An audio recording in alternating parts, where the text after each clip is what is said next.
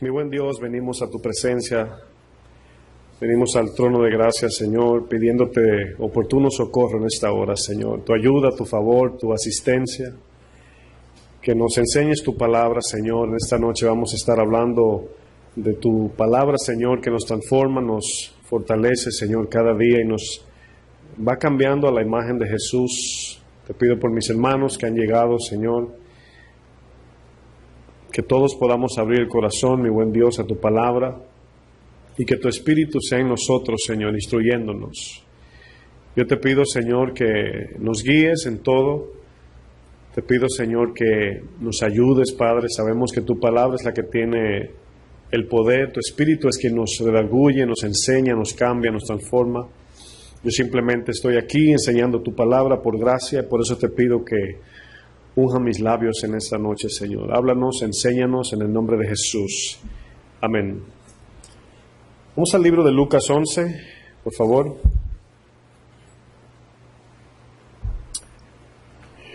Lucas 11.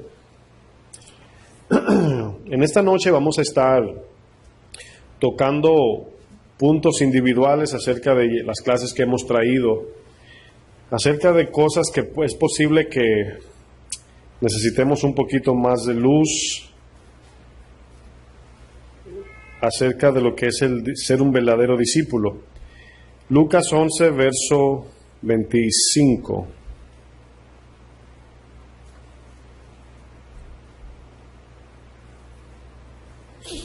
Perdón, Lucas 14, me equivoqué.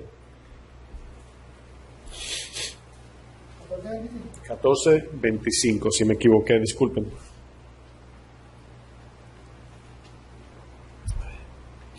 Antes de leer, vamos a analizar un poquito. Tuvimos una clase acerca de de seguir a Jesús y quiero pararme un momento en esa parte para que de manera más práctica podamos estudiar las implicaciones cuando Jesús nos llama. Si usted quiere ponerle tema a la clase de hoy, le puede poner las implicaciones del llamado. Las implicaciones del llamado.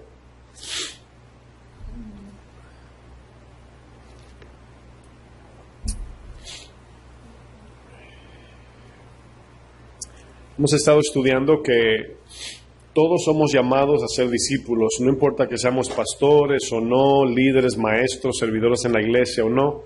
Todo cristiano es llamado a ser verdadero discípulo, ¿verdad? La palabra discípulo, si ustedes notan, no aparece luego de la cruz, ¿verdad? Jesús estaba instruyendo a 12, siendo Él el ejemplo, ¿verdad? Para que una vez recibamos la palabra y el Espíritu Santo y la salvación, veamos como una posibilidad real caminar como Jesús caminó. Lógicamente, no en su perfección, vamos a decir, posicional, sino en una perfección progresiva para nosotros. Todos sabemos que la santificación es progresiva. No todos, ¿verdad? No hay nadie en esta tierra que sea santo posicionalmente hablando, sino que todos vamos a la madurez, todos vamos caminando y cada día nos miramos en el espejo que es Cristo. Ese espejo tiene la idea, luego vamos a ver los ejemplos, tiene la idea de cuando nos miramos en Jesús, no solamente lo miramos para ver si nos parecemos, sino para corregir lo que no se parece a Él y caminar como Él caminó. Podemos resumir el carácter de Jesús en los mandamientos que Él dijo, el gran mandamiento, amar a Dios sobre todo y al prójimo como a ti. Pero de una manera práctica el Señor lo ejemplificó en la Biblia. Dice el verso 25 de Lucas 14, creo que dice, ¿cómo dice su subtema arriba? Lo que cuesta seguir a Cristo, ¿verdad? El costo, lo que nos cuesta seguir. Esta palabra costar, que aparece allí, ¿verdad? Simplemente es un subtema para ejemplificar lo que es el contexto, la porción textual allí. Pero esa palabra costo, ¿verdad? Aunque no aparece dentro del verso, nos está hablando, porque todos sabemos que la salvación es por gracia, no nos cuesta nada, pero a la vez nos cuesta todo. Pero ese cuesta todo no significa un pago. Por ejemplo, la palabra dice somos deudores. Esa palabra deudores no significa que le vamos a pagar, ¿verdad? dice que somos deudores, que le pertenecemos a Él. Esa es la deuda que tenemos. Nuestra vida le pertenece. Yo hago hincapié y lo digo una y otra vez, el verdadero discípulo, ¿verdad? Y el cristiano, que es lo mismo, tiene que ponerse muy claro de que cuando Dios nos llama a la salvación, a la eternidad, nos va a formar a todos como discípulos de Él. Aunque no todos trabajarán dentro de la iglesia, pero donde quiera que estemos, somos discípulos de Jesús. Y eso lo vemos en el libro de los Hechos, está lleno de esa historia. Entonces, un concepto erróneo que podemos tener es que el Señor nos llamó para hacer un servicio en particular y no que le sigamos con nuestra vida. Muchas veces nos dicen en la iglesia que hemos estado, quizás nos dicen o no nos explican bien que el llamado, no enfatizan que el llamado es la vida. Y vemos a través de la Biblia miles de textos que nos ayudan a ver eso. Fíjense lo que dice el texto. Dice, grandes multitudes, dice, iban con él. Y volviéndose aquí Jesús les dijo, si alguno viene a mí, ustedes van a notar que esto no tiene que ver con llamado ministerial, sino con el simple llamado de la vida cristiana, ¿verdad? Ese es el único aquí ejemplo. Si alguno viene a mí y no aborrece padre, madre, mujer, hijos, hermanos, hermanas y aún también su propia vida, no puede ser mi discípulo. Ahora, fíjense en esta parte cuando dice aún su propia vida y luego dice no puede ser mi discípulo. En esos textos, terminando el verso 26, dice aún su propia vida no puede ser mi discípulo. Es la respuesta de nuestra condición ante Dios presente. Cuando si usted en algún momento se siente con esa batalla o esa queja, ¿por qué no puedo crecer? ¿Por qué no puedo esto? ¿Por qué no puedo dejar tal pecado? Tiene que ver con esas palabras al final del 26. Dice, el que no aborrece su vida, ¿verdad? No puede ser discípulo de Jesús. ¿A qué vino Jesús? Lógicamente a salvarnos. Es como que nos estamos ahogando y usted diga, Señor, solamente salva mi mano, ¿verdad? Tenía el Señor que cortarla, ¿sí o no? Estoy diciendo un ejemplo bien básico. Cuando somos salvados, queremos ser salvados completos. Significa que tenemos que dar toda nuestra vida al Señor. Entonces, el amor de la salvación de nuestro Señor, cuando nos salvó, dice, nos salvó por gracia. Pero Él quiere que otros vengan también, porque el amor de Dios es así. Su perfecta voluntad es que nadie se pierda. Entonces, la razón por qué es muy importante entender lo que es el discipulado, no tiene que ver ser discipulado para el ministerio, no. Es siendo discipulados para ser como Cristo. Entonces, el discipulado es desde el niño que entró a la iglesia, siendo un bebé, hasta el más mayorcito. Se discipula, se evangeliza, se le da la palabra, se instruye en la palabra de Dios, para que cuando viva allá afuera en el mundo, por así decir, de manera figurativa, podamos modelar a Jesús y ellos vean la luz en nosotros. Esa es la idea. O sea, no estamos siendo discipulados para llegar a ser pastor ahora. Dentro de ese discipulado está el llamado ministerial, ya eso es otra cosa. ¿Sí me estoy dando a entender? Entonces, aquí estamos aprendiendo en el discipulado a parecernos a Jesús solamente. Ya lo que Dios vaya a hacer con nosotros en su plan, eso es personal, a cada quien le va a dar su llamado. Entonces aquí vemos el verso 27, dice, y el que no lleva su cruz y viene en pos de mí, luego repite, no puede ser mi discípulo. Aquí hay dos repeticiones. Dice, si no niega las cosas que amas, ¿verdad? Tu familia y aún tu propia vida, dice, no puede ser mi discípulo. Luego dice, y si no tomas tu cruz y me sigues, tampoco puedes ser mi discípulo. Aquí hay una clasificación.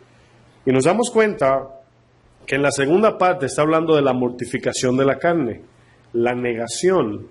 Y aquí es donde muchas veces nos podemos quedar. En mi país se dice enchivado, en algunos lugares dicen donde se atora la carreta, donde ¿cómo se llama? Cuando el carro se queda en el lodo que no sale, se atasca, ¿verdad?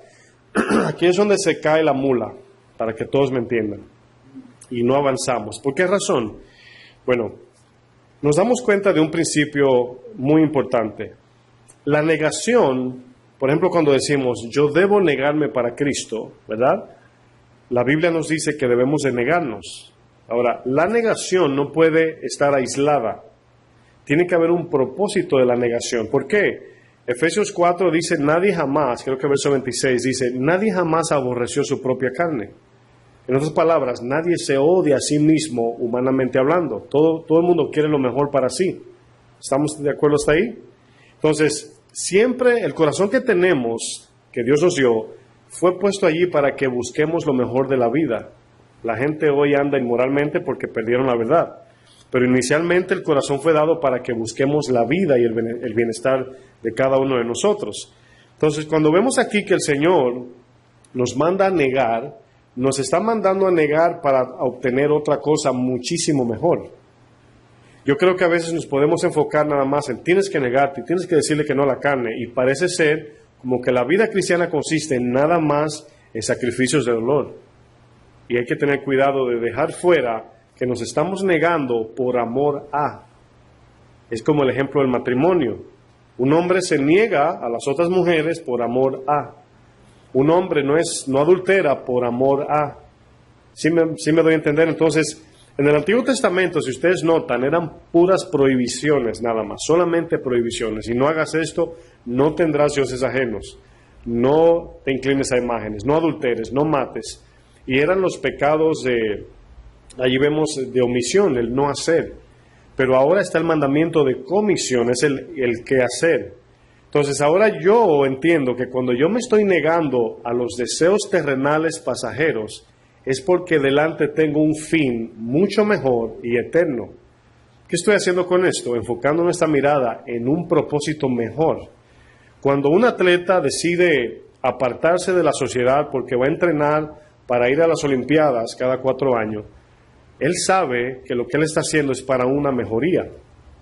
Él no está sufriendo haciendo ejercicios para luego que llegue las Olimpiadas sentarse en la grada. ¿Se imagina todo 4 años trabajando duramente, perdiendo peso, negándose, cuidando todo lo que tiene que cuidarse para no romper su dieta y su disciplina, y luego llegan las Olimpiadas y se sienta en la grada? No tendría sentido hacerlo otra vez el año que viene, porque no había un propósito.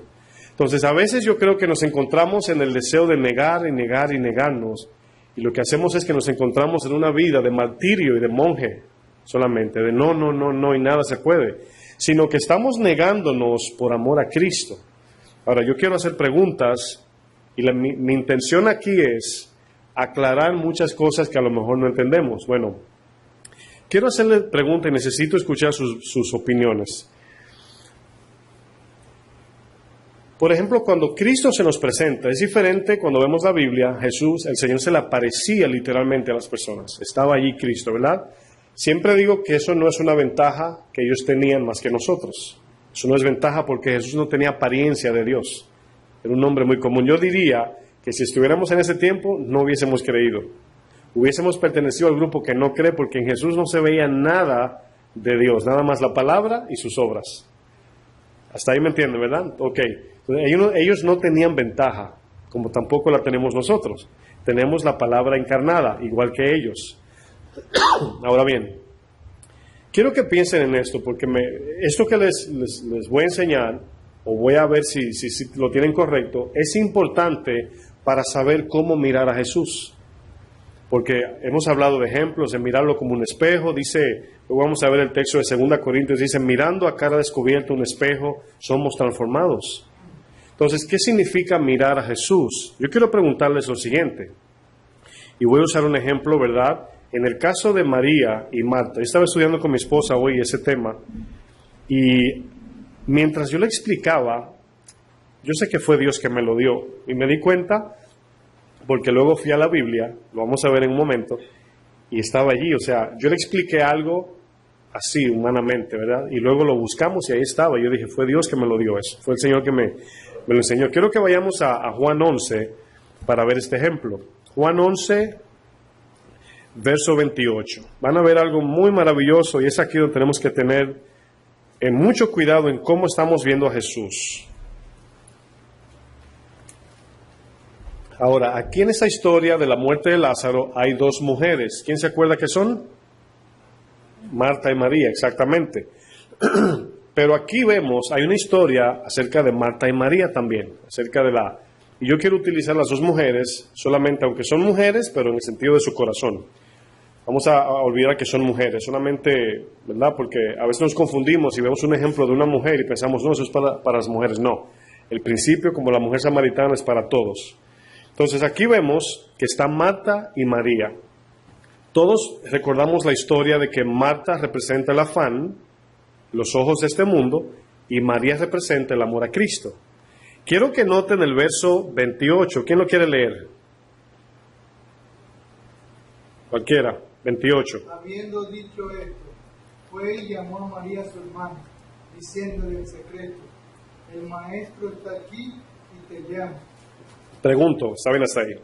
¿Cómo le llamó Marta a Jesús? Maestro. Ahora vamos a leer el 32. Aquí habla María. ¿Quién lee el 32? Otra persona. María, cuando llegó a donde estaba Jesús, al verle, se postró a sus pies diciendo: Señor, si hubieras estado aquí, no hubiera muerto mi hermano. Pregunto, ¿cómo le llamó María a Jesús? Señor. ¿Vieron la diferencia? ¿Y vieron la actitud de ella? Bueno, si conectamos esto con la historia de Marta y María, ¿se acuerdan cuando estaba afanada y turbada, cuando Jesús fue a la aldea y María estaba a los pies de Jesús? Quiero que vean la percepción de cómo hay un grupo que ve a Jesús como el maestro y hay otros que lo ven como su Señor.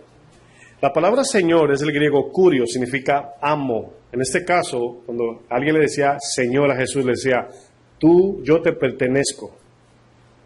Esa es la idea de la palabra Señor. En la Biblia, ¿quién se acuerda de los que son más mayorcitos en la iglesia? ¿Cuál es la oración de fe? ¿Quién se la sabe? De Romanos 10, para recibir la salvación, que usan mucho, muy popular. Que sí, que Jesucristo es el Señor, ¿verdad? Curios. Si confiesas que Él es el Señor, o sea, si tú confiesas que Él es tu Señor, en ese tiempo, el Señor era el César, que gobernaba a la gente.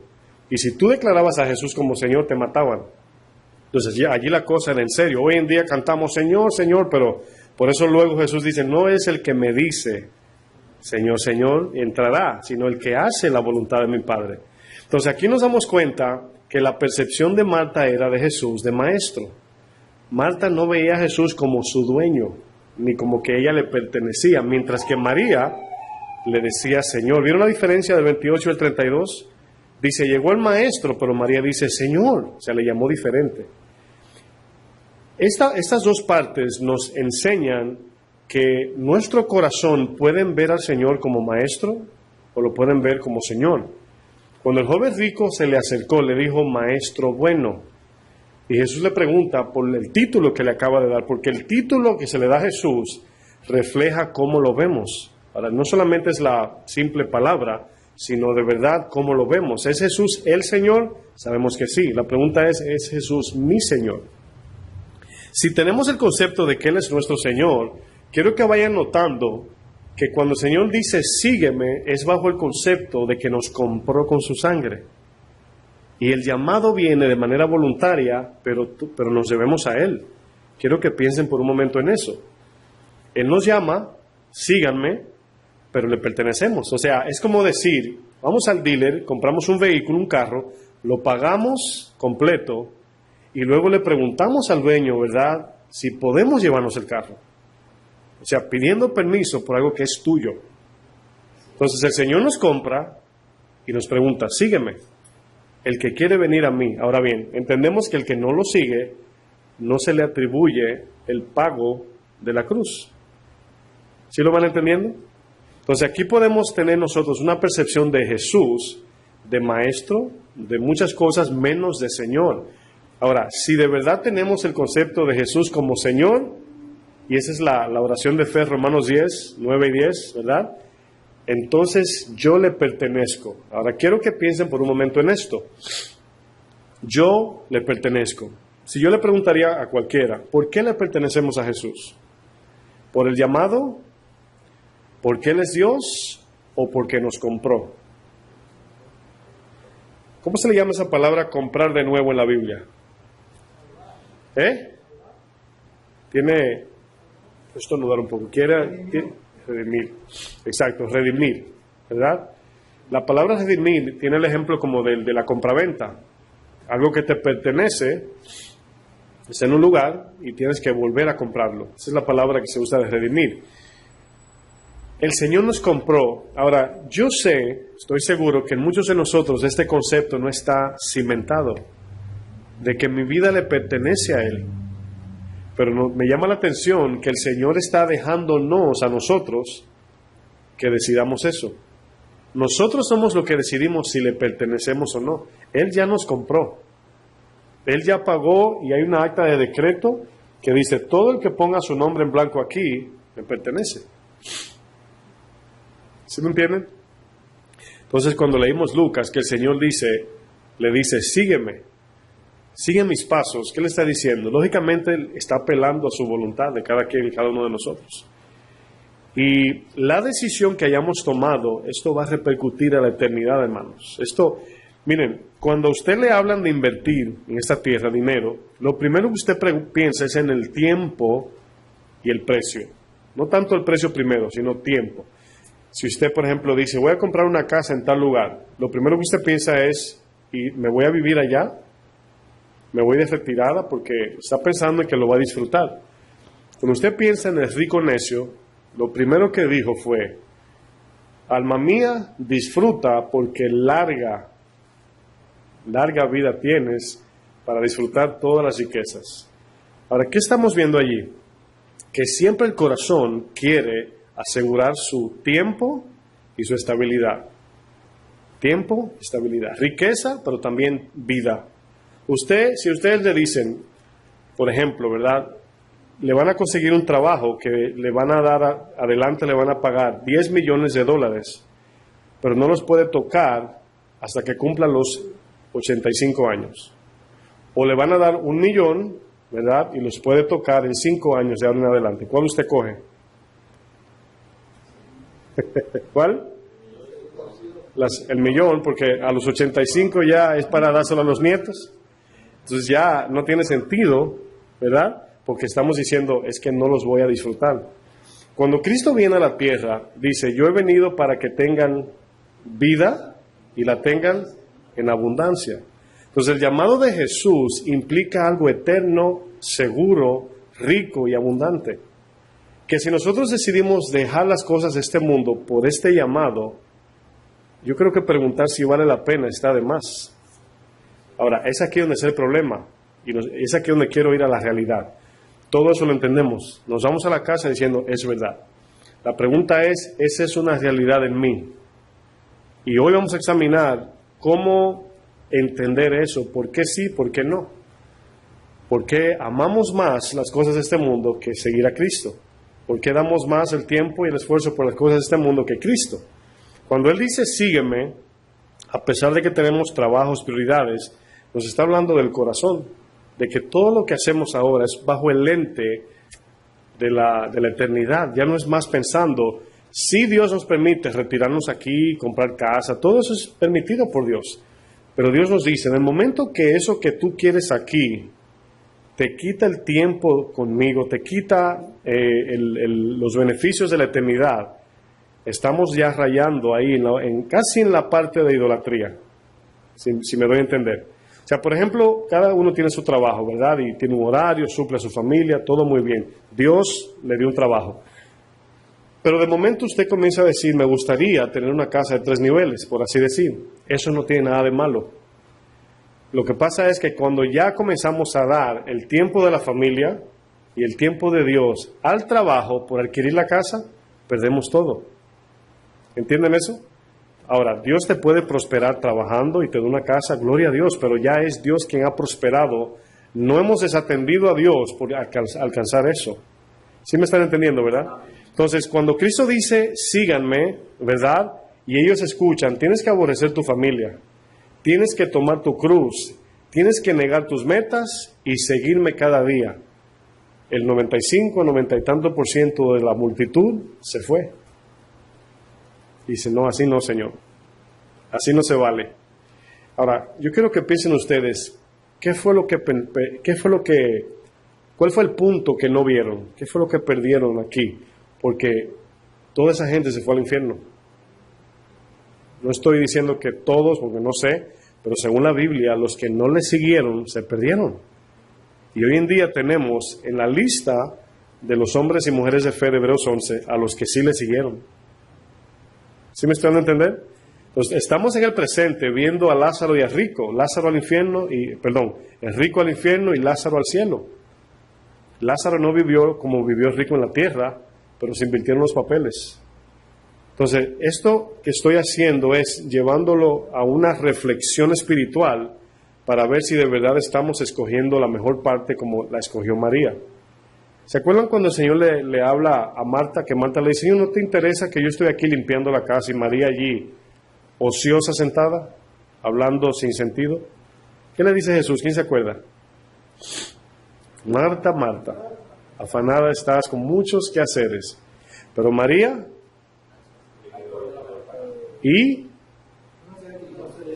no le será quitada. Ahora, fíjense lo que está diciendo Jesús. Cogió no la mejor parte, mucha gente dice la mejor, dice la buena parte. La mejor parte significa que habían otras cosas buenas, no. Lo bueno es lo exclusivo. La mejor es que habían buenas, pero habían mejores, no. O sea, Cristo no es mejor que el mundo, no, Cristo es el bueno, o lo bueno, exclusivamente, aparte. Entonces, si usted nota en su Biblia, luego lo ve, Lucas 10, 38, 39, dice, y María escogió la buena parte, no la mejor, y no le será quitado, o sea, no va a perder lo que escogió, mientras que los quehaceres y los afanes un día quedarán atrás. Ahora, yo quiero que usted, en su mente, se imaginen cuando Cristo le dice a cada uno de ustedes, a todos, menos a mí, todos, y nos dice por nombre, ¿verdad? Sígueme, ¿verdad? Sígueme, Jordi, sígueme, Domingo, Edwin, Carlos, Antonio, hermano Ronald, Armando, Antonio también. ¿Cuántos Antonio mencioné? 2. Jesús, el hermano Jesús, para los que oyen por internet, ¿verdad? Y luego creen que es el Señor Jesús. Tenemos un hermano que se llama Jesús. Y Fleming, yo, ¿verdad? Vamos a pensar nuestro nombre, Jesús diciendo su nombre y sígueme. Yo quiero que usted se imagine, usted en esa decisión ahí, en ese dilema, ¿verdad? ¿Hacia dónde va el corazón en ese momento? No seamos superficiales, vamos a ser honestos. En ese momento que Cristo nos dice, sígueme, ¿verdad? Ok, vamos a ponernos todos en un grupo. Ay, Señor, te quiero seguir, pero, vamos a quedarnos en ese ejemplo. Te quiero seguir, pero. En el desierto, cuando el Señor sacó a la gente de Egipto, ellos no le siguieron. Los que quedaron postrados, ninguno le siguieron. A pesar de que caminaron detrás de Jesús, a pesar de que pasaron el Mar Rojo, no le siguieron. Ellos caminaron el desierto, pero no le siguieron. Quiero que piensen por eso en ese momento. Ellos caminaron el desierto, iban en dirección a la tierra prometida, pero no le siguieron. Dejaron Egipto, pasaron el mar, fueron bautizados en el mar y en la nube, ¿verdad?, en Cristo, pero no le seguían. ¿Por qué? Porque su corazón estaba en Egipto. Cada vez que sucedía un dolor, un problema, la primera opción era Egipto, no era Dios. Entonces, allí es donde tenemos que tener cuidado. Si pensamos que como vamos en dirección A, físicamente, que también nuestro corazón esté en dirección A, no en dirección contra. ¿Sí lo entienden eso? Entonces, no solamente es caminar en el servicio a Dios. Yo puedo caminar, por ejemplo, yo no salgo de la iglesia o del servicio a Dios, esa es mi vida. Pero yo como pastor también tengo que detenerme y decir, mi corazón está en dirección a la voluntad de Dios. Yo puedo hacer iglesia y mi corazón en otra cosa. También nosotros todos iguales. Entonces, cuando Cristo nos llama, Él no quiere que nuestro cuerpo le siga. Él quiere que nuestro corazón le siga, porque donde esté nuestro tesoro, ahí estará nuestro corazón. Esa es la implicación aquí. Y aquí estamos todos en esa, por así ejemplificarlo, estamos en la parte de, Señor, te quiero seguir, pero. Vamos a pensar en ese pero, ¿ok? Quiero que usted piense en su pero. Yo no sé si algunos ya lo tienen, el pero. Sí, Edwin.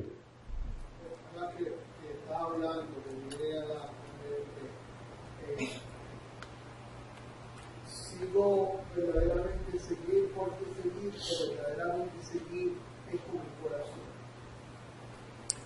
Acabas de decir ahora que como en el desierto lo seguían, ¿verdad? Iban detrás ahí simplemente, Sí. pero su corazón no estaba libre. Uh-huh.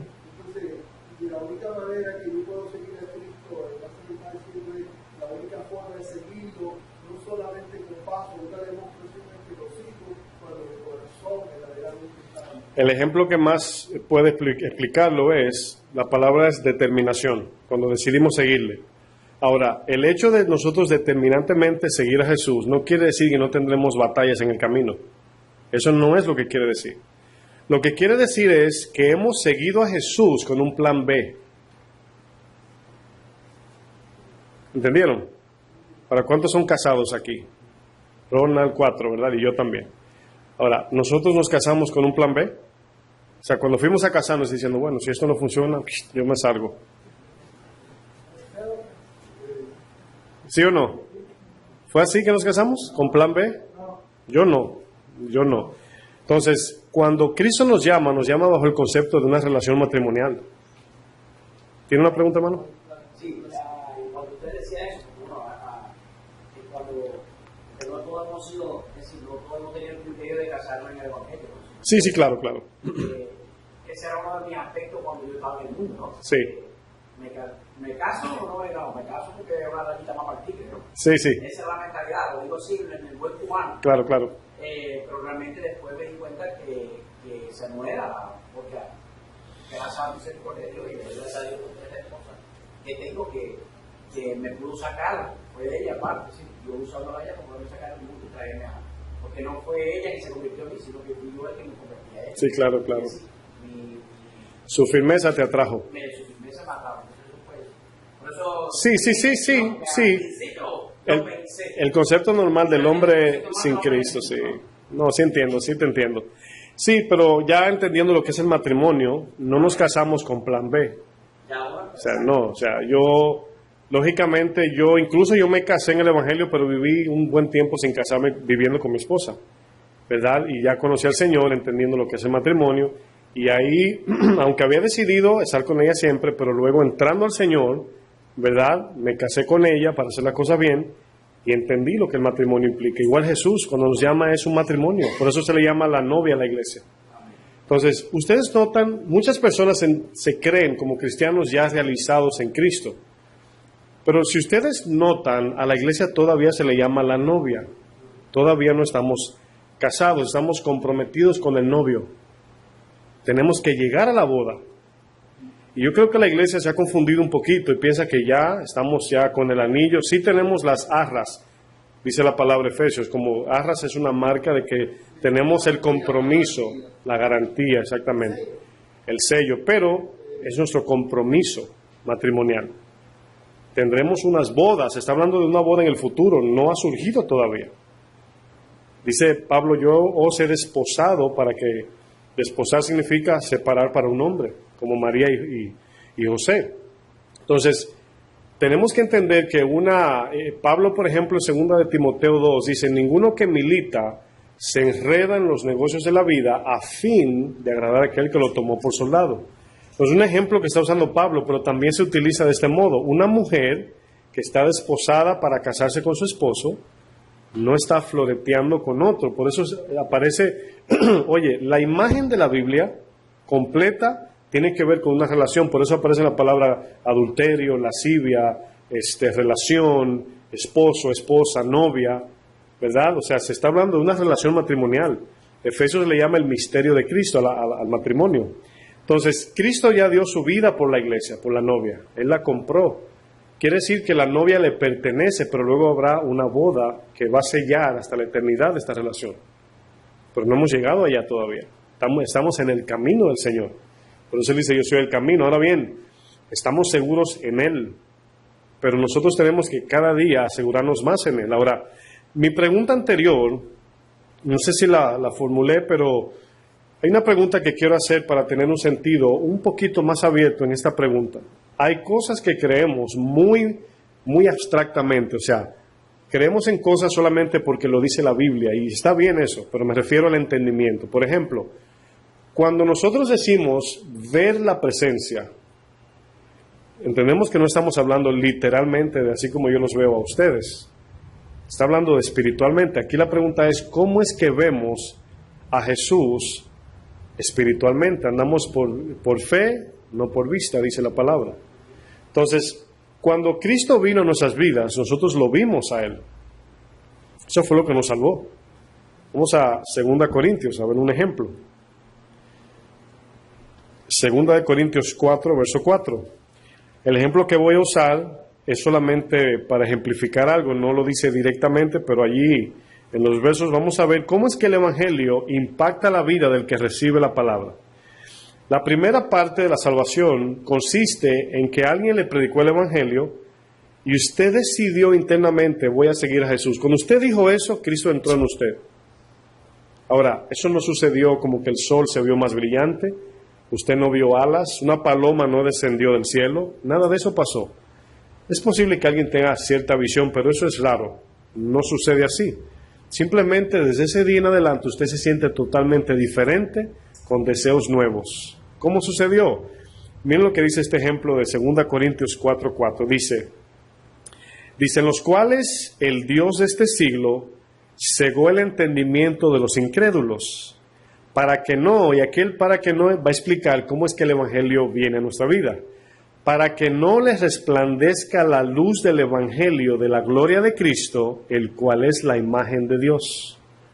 Quiero que vean lo que dice el verso, porque Pablo más adelante dice, en el 6, porque 5, porque no nos predicamos a nosotros sino a Jesucristo. O sea, está hablando que cuando la predicación del Evangelio viene, de una manera milagrosa y misteriosa, cuando nosotros decidimos, como la tierra fértil, recibir el mensaje, Jesús entra e ilumina nuestro corazón, y esa iluminación significa, por así decir, hágase la luz dentro de nosotros. Esa es porque los ejemplos que está usando se está refiriendo figurativamente al Génesis. La creación de Dios en el capítulo 1 representa nuestra vida cristiana. Si usted nota, dice, en el principio Dios creó los cielos y la tierra. Dios creó al hombre.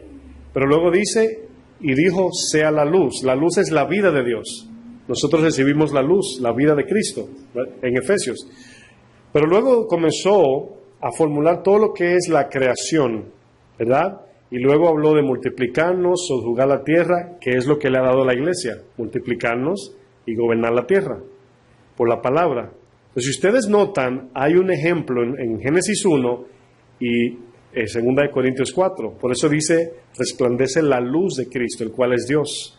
Entonces, repito, cuando usted y yo recibimos el Evangelio, la presencia de Dios se hace real en nuestro espíritu, resucita nuestro espíritu. Usted no lo entiende aquí, lo entiende aquí.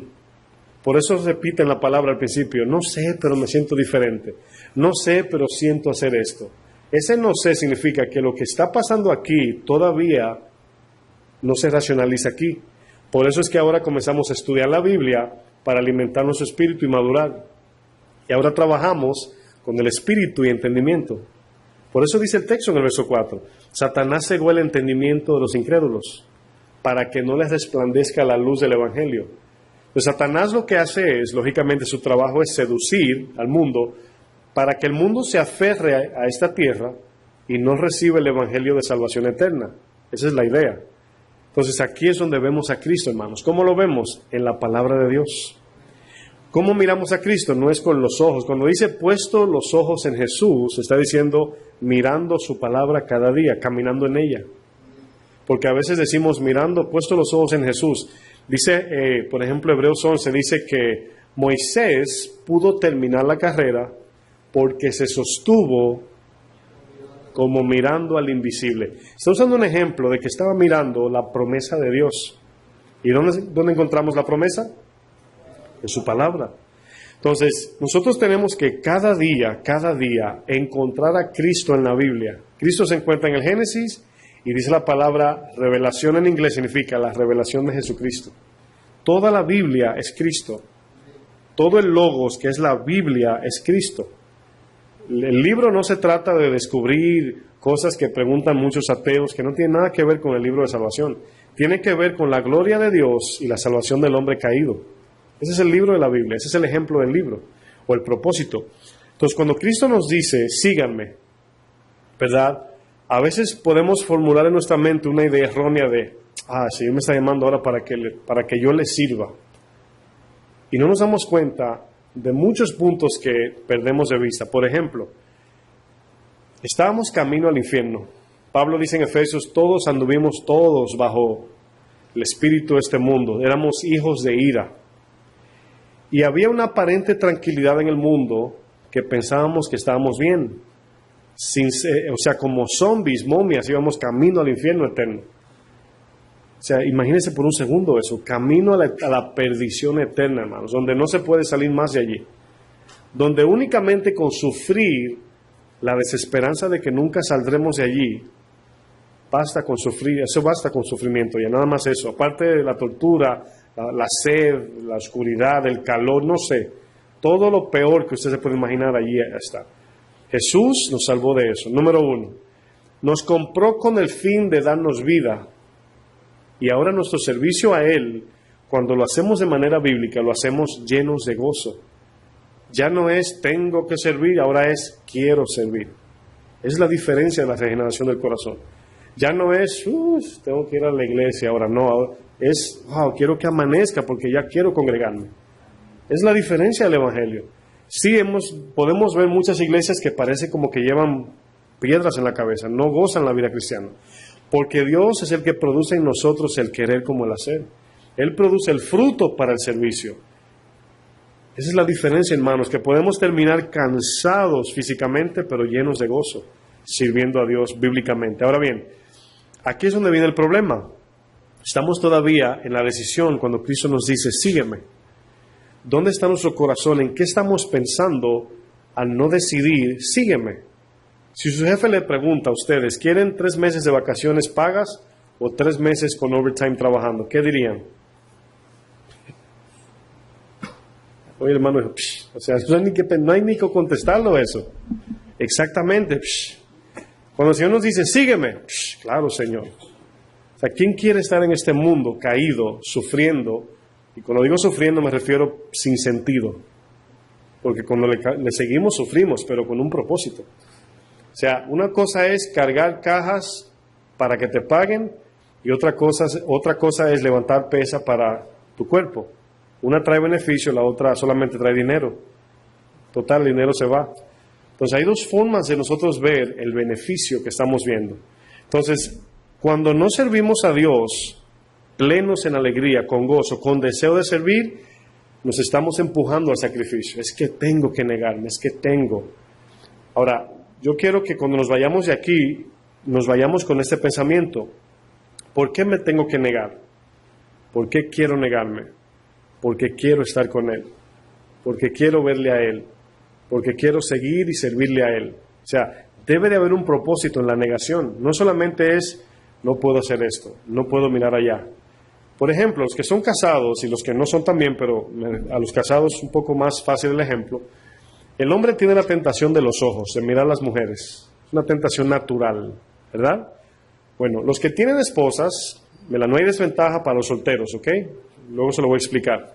Los que tienen esposa pueden no mirar a otra mujer por amor a su esposa. No es bueno obedecer en modo negativo. Yo no puedo decir, no puedo mirar ninguna mujer porque es malo. Sí se sabe que es malo, pero yo no miro ninguna mujer porque me deleito en mi esposa.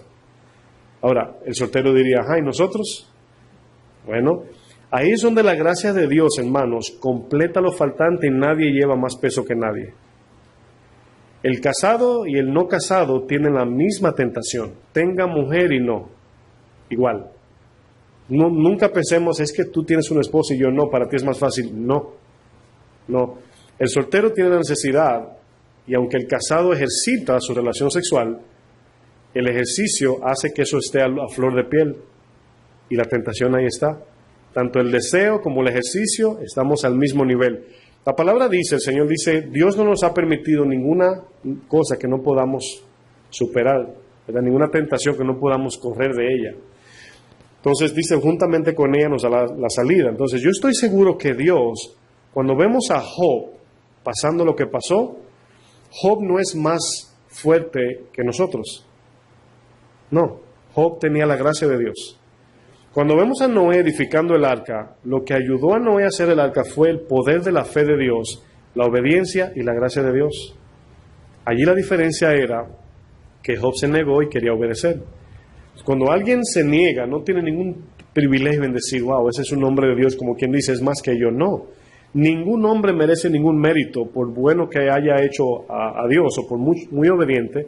La gracia de Dios es la que nos completa, hermanos. Ahí está la gracia.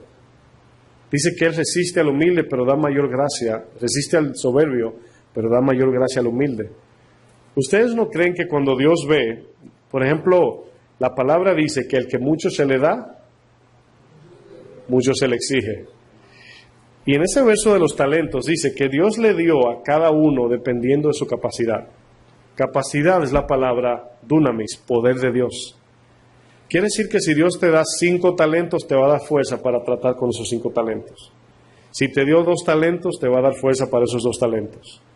Y los 2, si son fieles, no es el que haga más, es el fiel, que Dios le va a decir, buen siervo y fiel, entra al gozo de tu Señor. ¿Qué quiero decir con esto? Que cuando seguimos a Cristo no debemos de imaginarnos el plano que Dios tiene para nosotros, sino solamente caminar con Él cada día. Yo les soy sincero, lo que está pasando, por ejemplo, como ministerio hoy, si yo devuelvo el cassette 2 años, y yo no me imagino nada de lo que está pasando hoy, hace 2 años atrás. Tampoco Dios me lo reveló ni nada. Me llevaba ahí cada día. Cada día. Yo no sé lo que va a pasar mañana. Yo no sé a dónde va la iglesia. Yo no sé lo que va a pasar. Pero yo tampoco estoy pensando en eso. A lo mejor Dios va a hacer esto. No, yo no soy Dios. Yo hago lo que Él me mandó a hacer hoy. Y mañana hago lo que me manda a hacer mañana. Pero me va llevando. ¿Sí entienden? Porque sin querer podemos poner los ojos en una meta que Dios no ha prometido. Y esa meta nunca llegará. Y eso trae desaliento. Hay mucha gente que han dañado profetas dándole llamados de Dios. Y hay gente que lo han escrito en la parte de atrás de su Biblia diciendo, en tal fecha un profeta me profetizó esto. Y a veces no fue Dios que habló. Y viven toda su vida basada en ese llamado. Entonces yo por eso le digo a todos, hay unos llamados a una cosa, otros a otra, pero ninguno son más que nada ante Dios. Entonces nosotros, yo no sé lo que Dios va a hacer conmigo y le aseguro que usted tampoco. Entonces vamos a enfocarnos en el discipulado de cada día terminar el día fiel. Cada día terminar fiel para Dios. Lo que Dios va a hacer, que lo traiga a Él. Por eso es cuando un profeta está en una iglesia diciendo, Dios te quiere dar esto y dar esto y dar esto. Eso es Satanás, hermanos. ¿Saben por qué? Quiero que vean un ejemplo en la Biblia. Cuando el Señor nos habla de que le obedezcamos, Dios nos habla o nos llama y primero nos da el regalo. Nos dio su Hijo, proveyó. Y luego de ese regalo, esa promesa eterna que nos dio, nos llama. Satanás negocia con nosotros. Si haces esto, te doy esto. ¿Notan la diferencia? Entonces, Dios ya dio. Hagas tú o no, ya Él le entregó su Hijo. Quiere decir que el regalo de Dios no está condicionado a nuestro servicio. Pero el de Satanás sí. Le dijo a Jesús, si haces esto, te doy esto. Si haces esto, te doy esto. Ese es Satanás. Cuando los profetas de hoy se paran en un púlpito a decir, así te dice el Señor, que Dios te quiere hacer un gran empresario. Mira, si eso es verdad, que llegue de Dios, yo voy a estar enfocado en lo que Él me manda cada día. Eso no debe sacarme a mí. Yo conocí una persona en mi país, hermanos, que le profetizaron para su iglesia 10,000 personas. ¿Cuál es el peligro de esto? Que gastó una parte del dinero de las ofrendas preparando la iglesia. ¿Para qué? Para 10,000 personas. Hace años ya. La iglesia sigue con 100, 200, no sé cuántos miembros tiene. Pero ¿usted cree que Dios me va a decir, te voy a dar 20,000 personas a mí? Yo no lo veo bíblico. ¿Por qué? Porque voy a comenzar a prepararme, voy a desatender los 14 y voy a decir, no, esto no es lo que Dios me ha dado, 20,000. Y voy a menospreciar, ¿sí o no? Eso trae problemas. Entonces, ¿qué estamos haciendo? Enfocándonos en promesas que Dios no ha dado. Y ahí estamos en la bicicleta sin cadenas, dando pedalazo. Y dice, wow, me siento que no voy a ningún lado.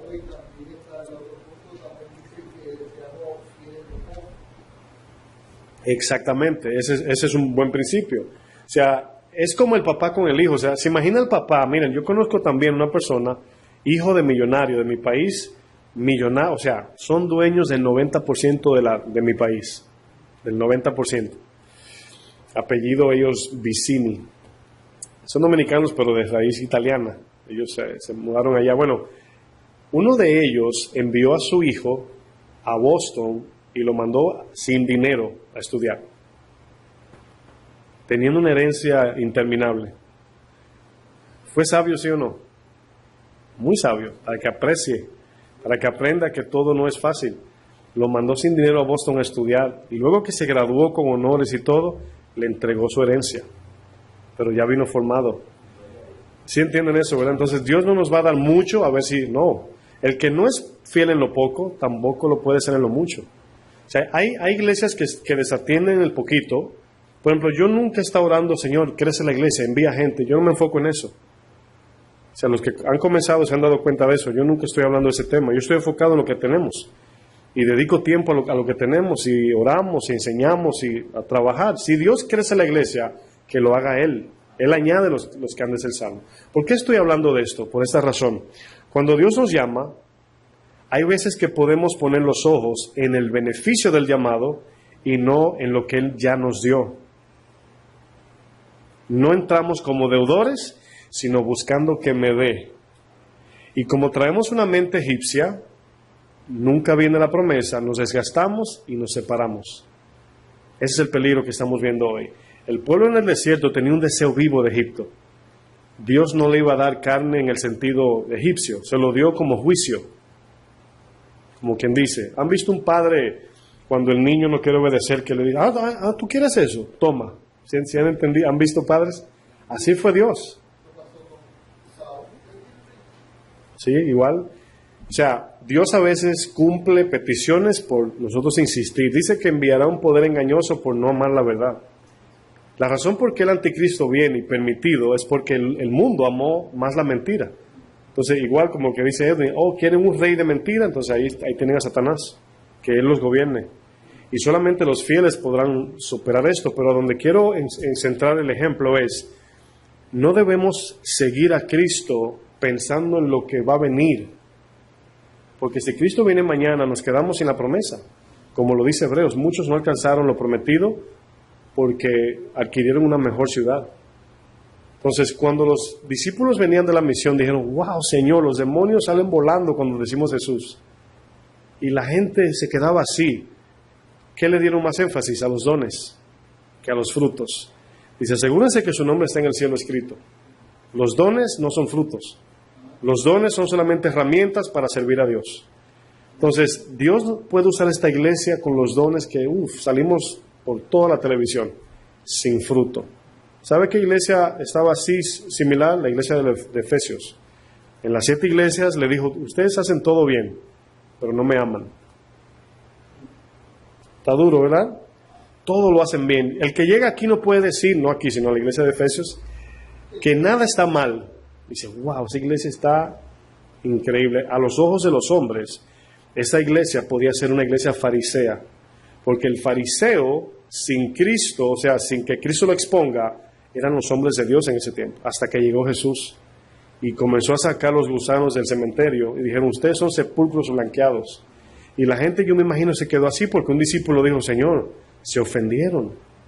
Y el Señor lo miró, me imagino, y le dijo, toda planta que mi Padre no sembró será desarraigada. Entonces podemos ver una iglesia muy organizada, muy famosa, predicando el Evangelio, todo organizado, sin amar a Cristo. ¿De dónde surge eso? De seguirle por otra cosa que no es el primer amor. El primer amor consiste en que cuando nos predicaron el Evangelio dijimos, wow, yo merecía el infierno y Él vino a morir por mí. Eso fue lo que nos activó en ese día, pero parece que creciendo en entendimiento hemos permitido el conocimiento superar el amor. Y estamos al revés. Yoli, you have your hands raised? Or? Okay, I think you're raising your hands. Dime, Edwin.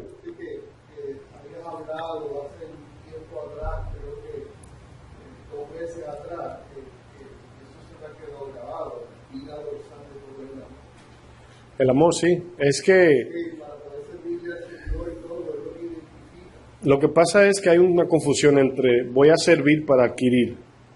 Los profetas de hoy, la mayoría de los falsos, si ustedes notan, miren, lo pueden buscar en YouTube.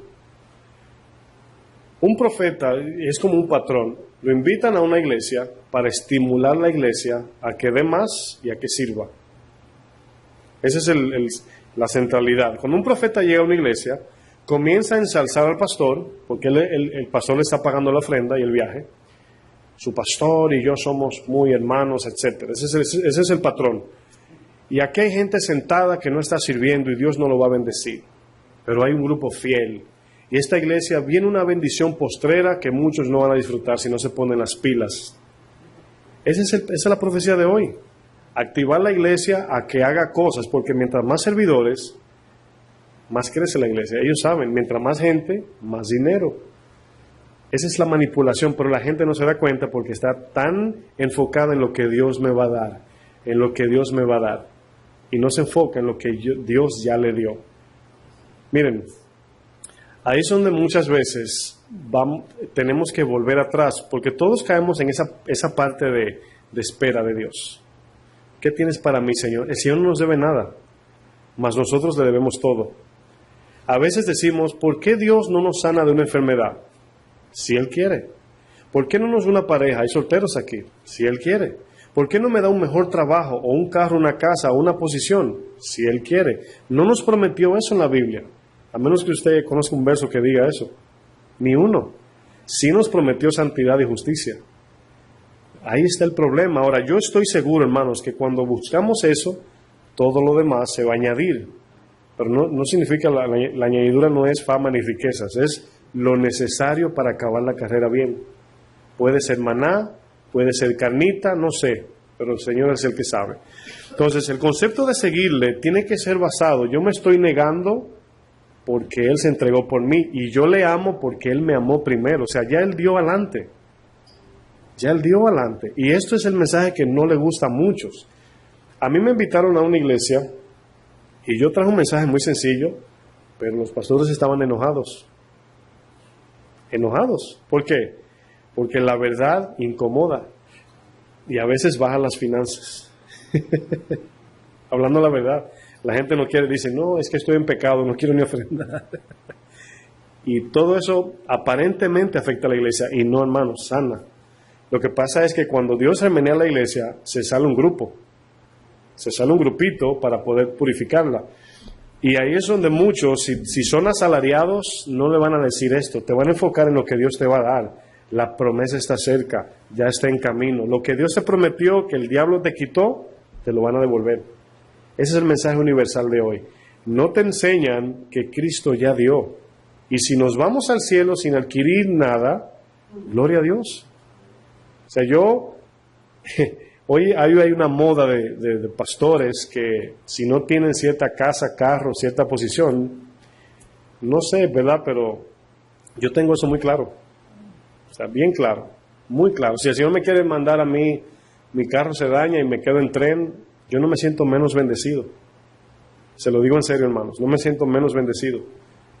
Al contrario, trato de mirar qué está haciendo Dios. Hay algo que Dios quiere hacer de bendición al quitarme algo. Pero un carro caro, una casa o ropa no nos identifica como bendición. ¿Estamos de acuerdo?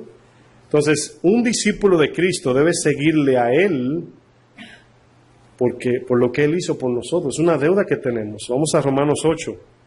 Romanos 8 nos lo dice muy, muy claro. Romanos 8, le voy a decir el verso en un momento.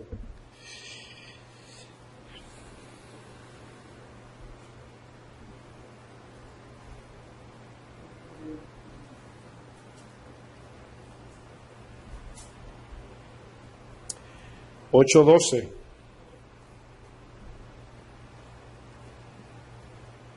¿Llegaron? Romanos 8:12 dice, así que, hermanos, deudores, ¿qué dice? Somos, no a la carne. Ahora, aquí carne no únicamente está hablando de pecados inmorales, también de vivir en la carne terrenalmente hablando, o sea, enfocando todo nuestro enfoque, valga la redundancia, en la conformidad de este mundo. Dice, no nos debemos a la carne para que vivamos conforme a la carne, Porque si vivís conforme a la carne, moriréis. Mas si por el Espíritu hacéis morir las obras de la carne, ¿qué dice? Viviréis. La palabra viviréis está en futuro, o sea, viviremos eternamente. Si usted se da cuenta, de la manera que matamos la carne, no es únicamente negando. Si usted nota el verso 13, no es nada más diciéndole que no, sino ocupados en el Espíritu. ¿Sí lo pueden ver? Dice, si por el Espíritu hacéis morir, por medio del Espíritu hacemos morir la carne. ¿Cómo hacemos eso? Lógicamente nosotros ocupados, no en obras, ¿verdad? Ocupar aquí no es obras. Si ustedes notan los textos, un segundito para buscar un texto, a ver, hay un versículo exactamente cerquita allí que habla de ocupación. Ok, verso 6.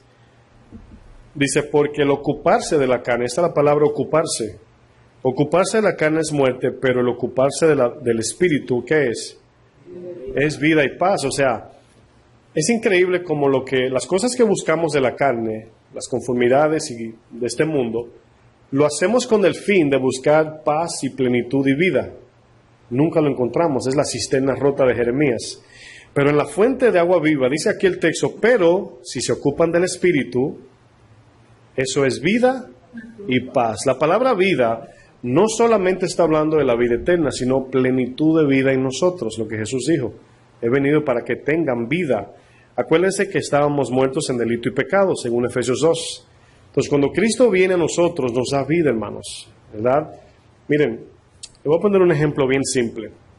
¿Cuál es la diferencia de un creyente, verdad, que tiene la vida de Cristo y un no creyente que, lógicamente, obviamente no tiene la vida de Jesús? Bueno, el que no tiene la vida de Jesús, para poder tener deleite, necesita alguien o algo de esta tierra.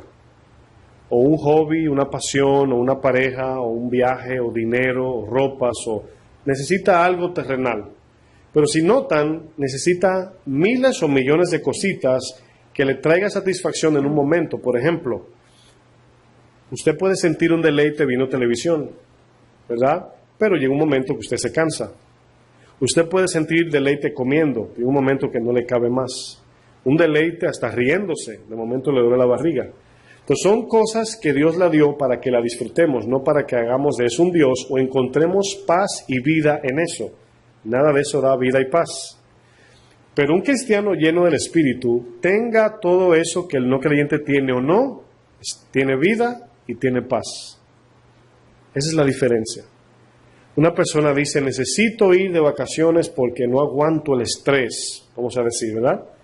Ahora, ¿qué está diciendo? ¿El viaje es para disfrutarlo o para aliviar el estrés? Para disfrutarlo nada más. Los viajes no calman el estrés. Te puedes calmar momentáneamente, pero tienes que volver a tu casa. Ahora, Jesús te calma el estrés y te puedes ir de viaje y lo disfrutas doblemente. Es la diferencia. Ahora, se canceló el viaje para el cristiano y se canceló el viaje para el no cristiano. ¿Entendieron el ejemplo? Para el no cristiano, más estrés. Para el cristiano, tranquilo. Mis vacaciones están en Jesús. O sea, lo que quiero decir es que Cristo quiere que estemos fijados en algo estable y eterno para que nuestras emociones no estén así. Porque si mi vida es mi carro y el día que se los roben se me fue la vida. Si mi vida es el dinero, el día que me roben se me fue la vida. Si mi vida es las pasiones de este mundo, el día que me lo quiten o no lo tenga, se me fue la vida. Pero ¿quién nos separará del amor de Jesús? Ahí está, más abajo, creo que capítulo 30.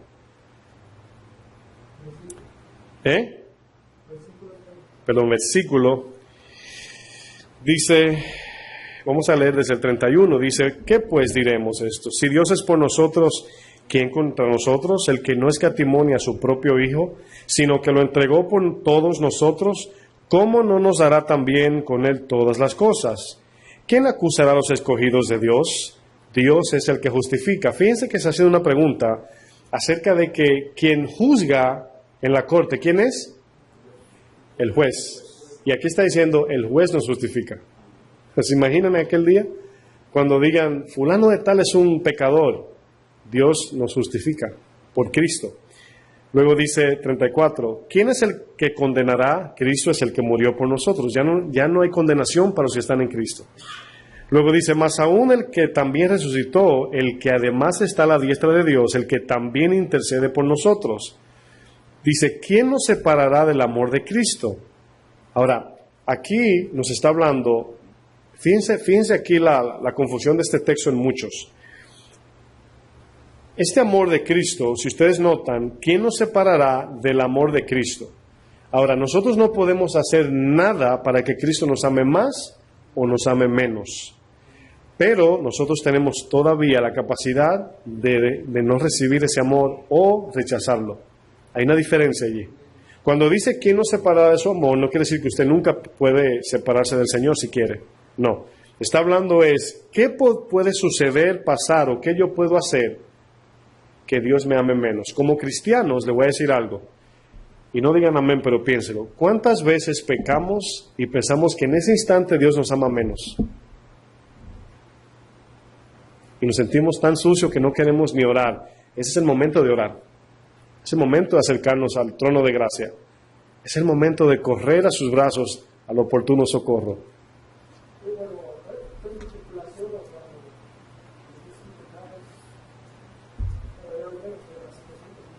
Habla un poquito. Es que no somos dignos de nada. No solamente cuando pecamos. No. Sí, pero es porque tenemos el concepto de que solamente cuando me porto bien voy a donde papá. Vamos al hijo pródigo. ¿Cómo volvió? ¿Portándose bien? ¿Y cómo lo recibió el padre? El hijo pródigo. Eso es un concepto que tenemos de que cuando, miren, es eso lo que nos ayuda a no pecar. Entender eso. Cuando yo lo peco y corro a mi padre y siento el abrazo y el frescor, es lo que me induce en el futuro a no volver a pecar. Pero la condenación que siento que no existe, que es Satanás, es lo que me lleva a pecar más. Porque comienza la insatisfacción de la vida y quiero pecar más para satisfacer la carne. Como no tengo la relación espiritual con Dios porque me alejé, yo tengo que buscar mi propio deleite. Ahí está Adán. Adán no corrió a Dios, corrió de Dios. Entonces ahí es donde nosotros fallamos. Cuando pecamos decimos, es que no soy digno de orar. No somos dignos ni cuando no pecamos. Nunca somos dignos. Si a eso vamos, no debemos tampoco de orar nunca. ¿Somos menos dignos cuando pecamos? Le voy a decir algo, hermanos. No estoy dando licencia para pecar, lo refuto totalmente, tajantemente, ¿verdad? Pero voy a decir esto. No, porque aquí está la clave, si le puedo llamar clave. Nosotros siempre estamos en pecado, sin cometer pecado. Es nuestra condición. Quien nos cubre es su sangre. Por eso yo he dicho muchas veces, confesar sin cesar significa andar en una mente de que sin Él estamos muertos. Ahí la sangre nos cubre. Ahora, cometer un pecado es una decisión deliberada. Puede ser por equivocación o planificada. Dice, y el que pecare, abogado tenemos. Ahora, yo le voy a hacer una pregunta. Hay veces que decimos cosas que muchos dicen, ay, no le puedo decir eso porque van a pecar más. Miren, nosotros no necesitamos ser estimulados para pecar más. Nada nos hace pecar más o menos, es una decisión personal. Pero le voy a hacer una pregunta. Cuando tú ofendes a alguien duramente y esa persona te hace un regalo y te abraza, o cuando le ofendes y la persona te regaña, el que te hizo el regalo, ¿cómo te sientes? Y el que te regaña, ¿cómo te sientes? Ahora, la segunda vez que vas a pensar de pecar contra esa persona con la que te hizo el regalo, ¿cómo lo haces? ¿Cómo haría yo este grande mal contra mi Dios? Ese es el concepto de José. Pero si es una persona que me regaña, llegamos a la rebeldía. Total, peco, voy a buscar ayuda, no me ayuda. Total. Ahí es donde la iglesia a veces fallamos. Que el pecador necesita ayuda.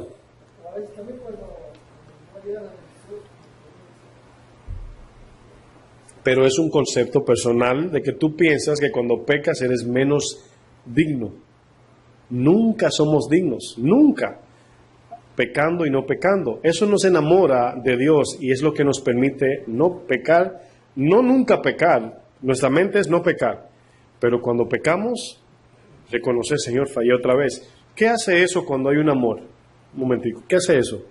te da la confianza de correr a Él antes de pecar, no después que peques. ¿Sí entiendes? Mira, ¿saben por qué pecamos? Yo sé a qué pecado se refieren. Por falta de deleite. Eso es todo. Estamos en el momento deseosos de algo y acudimos al pecado. No voy a nombrar ningunos. Pero cuando entendemos el perdón del Padre, acuérdense de algo, hermanos. El hijo pródigo se fue a pecar hasta más no poder.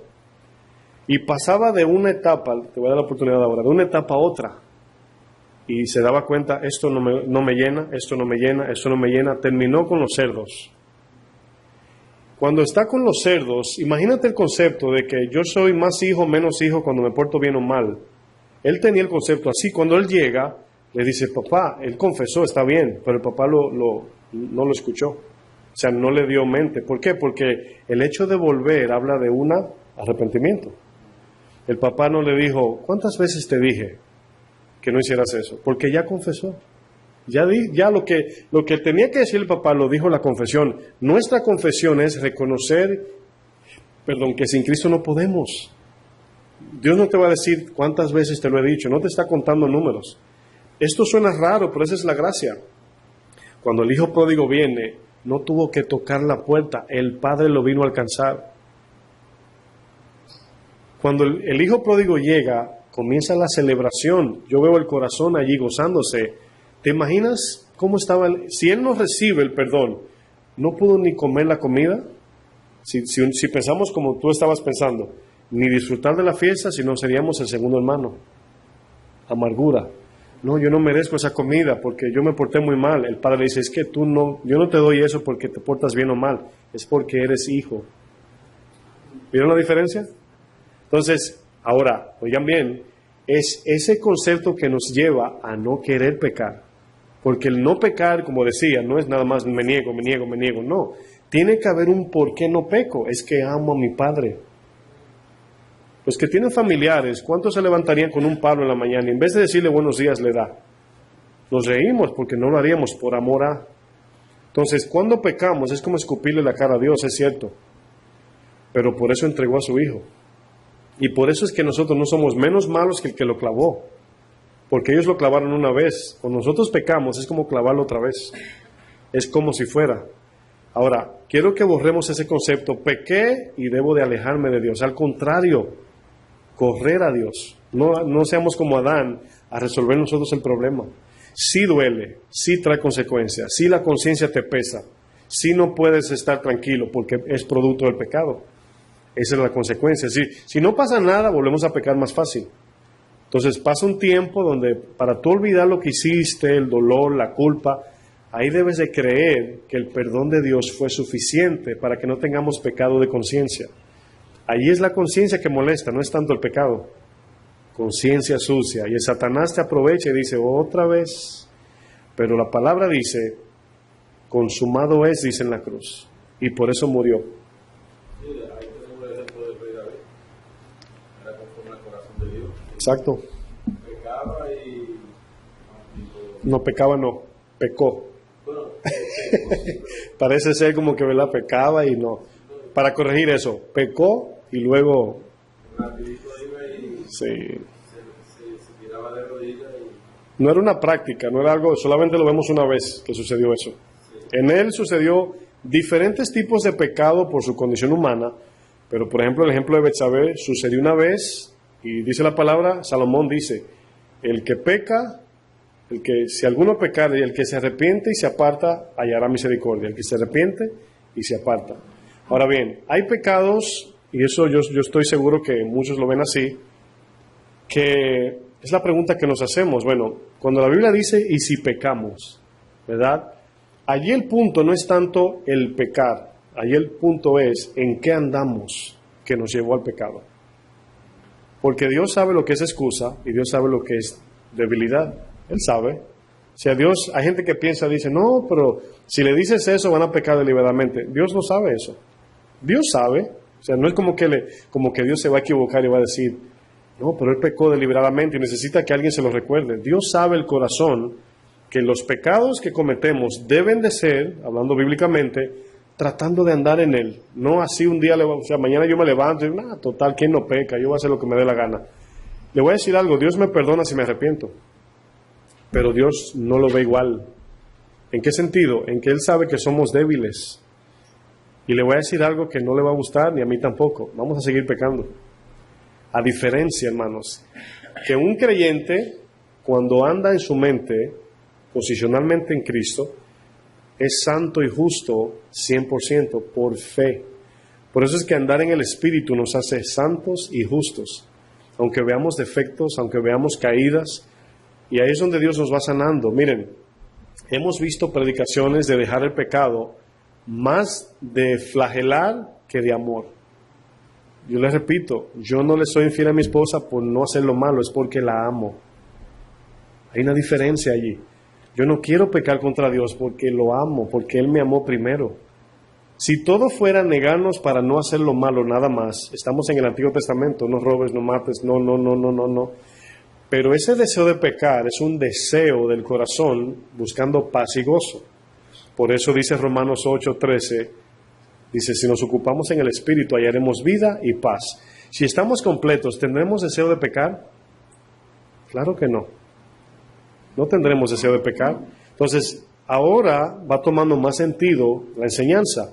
Cuando nos negamos al pecado es con un fin mucho mejor. Si le ponen 2 platos de comida, tu mejor plato de comida y una pizza, o qué sé yo, bueno, no me gusta la pizza, pero un ejemplo, algo, ¿verdad?, que para ti es lo mejor de comida. Tú no lo piensas 2 veces, tu cara, tu olor, todo te atrae a esto, porque amas más esto. Tú no vas a decidir pecar contra Dios si lo amas más, pero en eso estamos creciendo, en el amor a Dios, en la madurez, en cada día negarnos para que Él sea más. Yo usé un ejemplo en Queens, muy fácil de entender. El problema que tenemos, miren, imaginemos 2 copas de agua o 2 vasos, ¿verdad? El vaso, hay un vaso que está por la mitad de agua y otro está a rebozo, tan lleno que se le ve hasta el agua así de lado.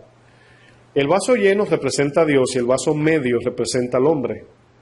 Ahora, el líquido que está en el vaso medio son los logros de la vida, el sacrificio, el pecado, todo lo que el hombre es, su intelecto, sus finanzas, todo lo que el hombre posee, tanto dinero como moralidad intelectual, todo, aún su religiosidad. Pero la vida, el agua de Dios es el agua viva que todos conocemos. ¿Qué yo tengo que hacer para estar lleno de Dios? ¿Vertir cómo? ¿Qué debo de hacer?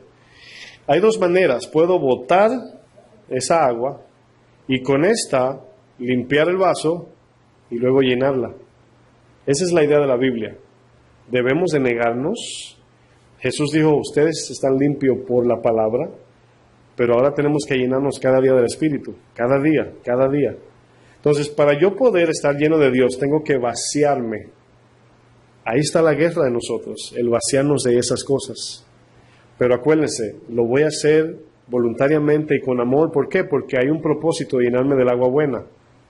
Suena raro, hermanos, esto, pero lo hacemos. ¿Quién escogería cisterna rota versus una fuente de agua viva? Eso hacemos. Suena raro, pero lo hacemos. El Señor dijo en Jeremías 2:13, 2 males han hecho. Me dejaron a mí fuente de agua viva, donde el agua sobra. Y se hicieron para sí cisternas rotas que no retienen agua. Ahora, yo quiero que piensen en esto. Yo vivo donde está la fuente de agua y tú vives donde está la cisterna rota. Imagínate la película allí. ¿En qué estoy yo? ¿Qué sacrificio hago para beber agua yo?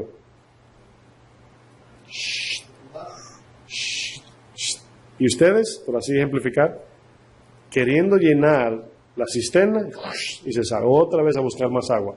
Insatisfacción de vida. Dios nos está diciendo, niéguense a esa cisterna rota y apéguense a la fuente de agua viva. La pregunta aquí, vuelvo otra vez al llamado, cuando nos dice, Señor, sígueme. ¿Cuál es el problema en decidir cisterna rota por fuente de agua viva? ¿Qué usted diría? Quiero que usen ejemplos y me digan, ¿cuál es el problema? Porque está clara la foto, pero el decidir, como que estamos todavía en la batalla. Me gustaría escuchar un ejemplo. ¿Cuál es el problema? No estoy presionándolo para que tome una decisión. Estoy hablando de ejemplos. ¿Qué vemos ahí? O sea, hablando de realidades que todos batallamos con eso. Pero ¿qué ustedes ven allí? ¿Por qué se hace tan difícil negarnos a la cisterna rota por una fuente de agua viva? Entendiendo que la cisterna tiene el propósito de acumular agua, mientras que una fuente es inagotable. Suena raro, ¿verdad? ¿Sí o no? Es para meditar, y la razón por qué no viene una respuesta es porque nos confronta a todos. Eso es. Sí hay respuesta, pero nos pone a nosotros en un pedestal de todos culpables aquí. Y decimos, wow, es tan fácil verlo. En mi país dicen, pero, ¿verdad? Comerse la carnita frita es fácil. El problema es agarrar el chivo y matarlo. Y ahí es donde Jesús nos está llamando y nos presenta esas dos imágenes. Ahí es donde está, y nosotros escogemos. Ahora, será muy triste para todo aquel que rechace la fuente de agua viva, porque un día llegará que así como el rico, estudiamos el domingo pasado, que el rico que fue al infierno tenía memoria, conocía el Evangelio, conocía la ley, sentía, recordaba, oía, hablaba, todo. Y todavía él está allí, han pasado miles de años, ahí está todavía. Eso es impactante, hermanos, lo que estoy diciendo. Estamos aquí, a veces leemos la historia y él está allá, en el infierno, esperando el día del juicio, siendo atormentado. ¿Se imaginan esto? Y él dijo, vayan y predíquenles a mis hermanos para que sigan a Jesús, para que no vengan aquí. Eso fue lo que él dijo. Yo siempre he hablado allí del evangelio del infierno, o sea, evangelizando desde el infierno. Vayan y predíquenles. Lo primero que le llegó a la mente como solución fue eso, el evangelio. Pues quiere decir que sí sabía. Hoy ese hombre está allí, hace 2000 y tantos años, todavía está allí. Entonces, cuando Cristo nos llama, nos está hablando de una obra culminada, una obra paga. Ya Cristo pagó, ya no tenemos que probarle a nadie que somos. No tenemos que hacer algo para sentirnos más, ya somos en Él. Y a veces en la vida, y hablo del trabajo porque Dios nos permite trabajar para sobrevivir, pero a veces se puede convertir en un deseo de riquezas, y ahí es donde a veces podemos inclinar más el tiempo y desconfiar en Dios. Jesús fue que lo dijo. O sea, a veces yo toco mucho este tema, pero es Jesús quien lo dice. Jesús dice en Mateo 6, o sea, ¿por qué os afanáis? ¿Por qué vivimos en el corre-corre de la vida? ¿Por qué estamos tan afanados si Cristo está allí disponible? Lo que de verdad quita la sed es gratis, y lo que nunca quita la sed aquí cuesta dinero en dólares. Esa es la diferencia entre la fuente y la cisterna rota. Y Dios nos está llamando, hermanos, para el plan de la gran comisión también. Ese es uno de los propósitos del llamado. Se nos llamó, pero Él quiere que otros vengan también. Y yo sé que usted también y yo. Yo no quiero que nadie se pierda. Yo quisiera que todos fueran salvos. Eso lo produce el amor de Dios. El querer hacer eso me activa a mí a servir a Dios. El amor de Dios el amor es el motor de todo en la vida cristiana. Por amor se dio, por amor yo lo busco, por amor yo sirvo y por amor recibo la ofensa. Por amor le sirvo y por amor quiero ir al cielo. Pero todo fue por el amor, su gracia. Entonces, lógicamente depende de nosotros. Es una comisión dada a la iglesia. Pero estamos aquí siendo capacitados con el fin de tomar esa decisión. Y le parezca a ustedes mucho o poco, lo que Dios le dé como misión es parte de su plan para alcanzar al más mínimo, al más remoto y al que menos cree que un día será salvo. Ese es el llamado, hermanos. Pero para eso no podemos tener la copa media. Tenemos que vaciar nuestra copa para que Él sea en nosotros. Y aquí es donde nos damos cuenta cuando Juan el Bautista dice, es necesario que yo mengüe. Es necesario que yo mengüe, que Él crezca. ¿Qué quiere decir? ¿Que Cristo es más grande porque yo soy más pequeño? No, Él es grande ya. Pero para que Él sea más grande en mí, yo tengo que menguar. Póngalo de esta manera. Yo estoy 1000% seguro que Dios nos quiere bendecir espiritualmente, quiere usarnos para su obra. Nos llamó a todos, estoy bien seguro, 1000%, pero Dios no puede obrar en alguien que no mengua. ¿Saben por qué? Porque luego la gloria se la dan al hombre. El ejemplo de menguar significa bajar todas nuestras capacidades a cero para que sea el 100% Dios. ¿Cuándo se acuerdan de Gedeón? La guerra de los 135,000, los madianitas, ¿se acuerdan que iba a pelear? Y Gedeón recogió 32,000 y Gedeón dijo, somos muy pocos, faltan más. Y el Señor le dice, son demasiados. Son demasiados. Todo eso refleja el esfuerzo de hombre. Dice, ve al río, ¿verdad? Primero despidió 10,000. Luego fue al río, dijo, el que allí se postra de rodilla como perro y lame el agua, envíalo para su casa. Y allí envió y quedaron solamente 300 contra 135,000. Lo imposible. ¿Qué estaba haciendo Dios? Bajando la capacidad del hombre casi a cero, dándole la oportunidad al hombre que sea colaborador, pero Dios llevándose la gloria, porque nunca en la vida de la historia una guerra de 135,000 personas contra 300. Y si leen la historia, ellos no dieron un espadazo para matar. Dios lo hizo todo. Solamente el paso de fe Gedeón dio y tuvieron la victoria. Pero si se dan cuenta, tenían 7 años en esclavitud escondidos. El enemigo lo oprimía. ¿Por qué? Porque se separaron de Dios. Y el libro de los jueces se conoce como otra vez los hijos de Dios hicieron lo malo ante los ojos del Señor. Entonces, ahí es donde está nuestra derrota, hermanos. Nuestra separación de Dios, ya perdimos la guerra. Pero mientras estemos en Él y hagamos lo que Él dice y vaciemos esa copa, Él será victorioso o seremos victoriosos en Él. El mismo Romanos 8 dice, somos más que vencedores en Cristo. El verso 37, ¿están en Romanos 8? Dice antes,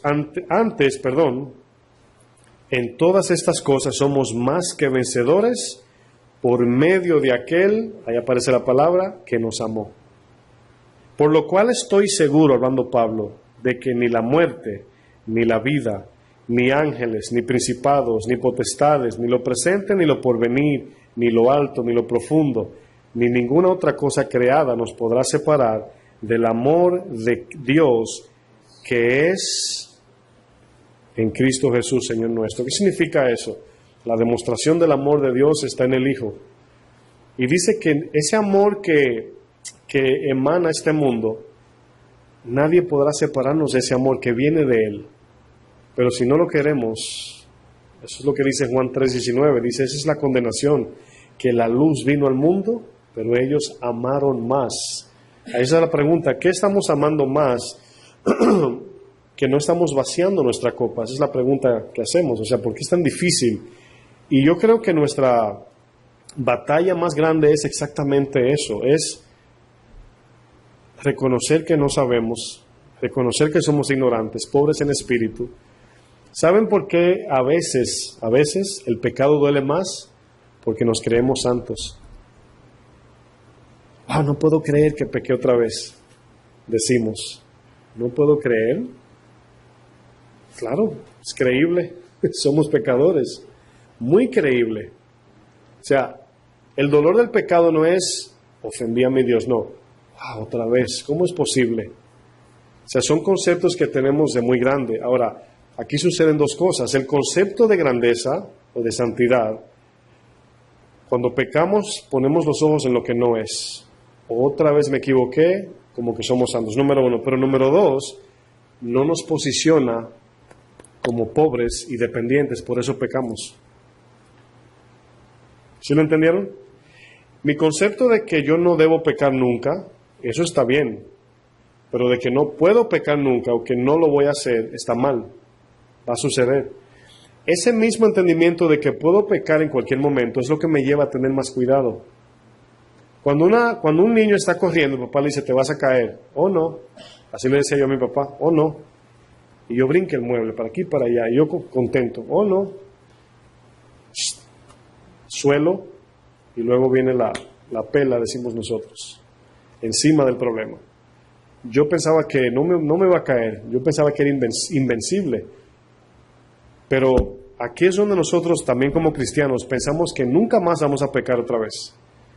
Y nos descuidamos de cuidarnos. Y el que cree que está firme, dice la palabra, mire que no caiga. Entonces, ese concepto debe de bajar, de decir, en cualquier cosita puedo pecar. Eso nos lleva a ser más cuidadosos. El que le pasan los accidentes es porque se descuida de que es posible que le pase. Entonces, caminar en el temor de Dios, dice caminar en la salvación con temor y temblor, o sea, con cuidado, con mucho enfoque, velando, porque el enemigo anda como león rugiente. La carne es débil, el espíritu está dispuesto. Entonces, ahí es donde tenemos el problema. Pequé y decimos, otra vez fallé, por el concepto de que soy bueno. Pero luego peco otra vez porque no me bajo a ser pobre en espíritu y entender que sin Cristo yo no puedo hacer nada, según Juan 15. Sin Él nada podemos hacer, separados de Él no podemos. ¿Saben otro concepto que tenemos mal, hermanos? Que pensamos que cuando mentimos o robamos o adulteramos en nuestro corazón es cuando pecamos. Pensamos que ese es el pecado. Y es más atrás, mucho más atrás. El momento que nosotros nos separamos de Dios, el momento que nos separamos, estamos en pecado. Lo que pasa es que el acto del pecado nos revela lo que había en el corazón. ¿Entienden? Por eso es que a veces no crecemos en la victoria sobre el pecado, porque estamos peleando el pecado cometido y no el pecado intencional. Nuestro trabajo no es...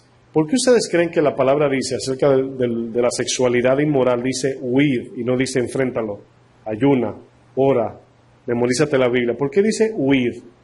Porque es una fuerza demasiado fuerte que no todos pueden soportar, o ninguno, por así decir. José corrió y era un hombre de Dios. ¿Por qué no se paró a decretar y la palabra dice, yo ayuné 3 semanas? No, es un apetito que controla demasiado. Entonces, allí el pecado se pelea o debemos de entenderlo en el momento que estoy ocioso en mi mente, estoy pecando. Eso nos ayuda a no darle cabida a los otros pasos que vienen. Toda nuestra vida ha sido peleando el pecado antes de cometerlo. Dar una vuelta en U, casi cayendo en el hoyo. Pero si alguien te dice, en esa calle hay un hoyo a 1 milla y tú sigues manejando, es posible que caigas en el hoyo. El Espíritu nos advierte en lo que estamos pensando, por eso hay que meditar día y noche. El momento que vino un pensamiento inmoral, ¿qué hacemos? ¿O qué debemos hacer? Sometiendo todo a la obediencia a Cristo, 2 Corintios 10. Ahí es como podemos vencer el pecado. Pero si lo entretenemos, estamos ociosos, no oramos, no leemos la Biblia, no estamos adorando, no estamos alabando, y el corazón está allí ocioso, sentado en un mueble, respirando aire gratis, ahí es donde viene el problema. Y luego del pecado viene la insatisfacción porque sabemos que no debimos pecar. ¿Sí me doy a entender? Entonces, el amor a Cristo es lo que nos ayuda a negarnos. El amor a Cristo es lo que nos ayuda a pecar cada vez más, menos y menos. Claro, el concepto es nunca pecar, pero vamos creciendo al punto que vamos siendo santificados de manera progresiva. Entonces, quiero que nos vayamos a nuestro hogar hoy pensando en esto. La palabra dice que debo negarme, pero si no he conocido o entendido el amor de Dios en mi vida por el Hijo, mi negación va a ser superficial, porque la pregunta viene, ¿por qué me estoy negando? Es como un hombre que se niega a todas las mujeres queriendo casarse sin tener la prometida. Repito, un hombre que se quiere casar y se niega a todas las mujeres sin tener la prometida. ¿Para quién se está negando? Para nadie.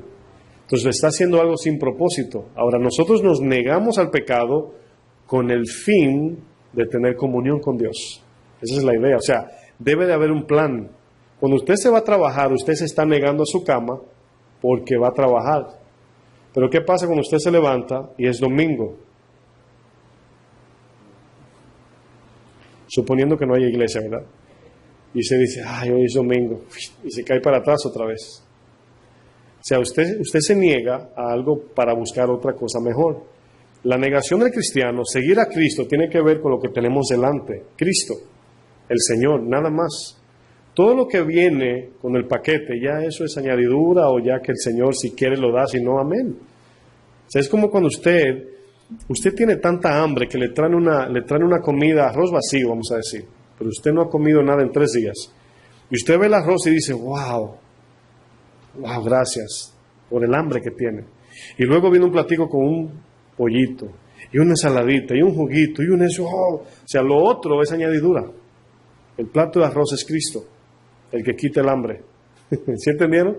Ya lo demás es si vino o no vino. Usted va a disfrutar el plato solo, pero ya lo demás son decorativos, por así decir.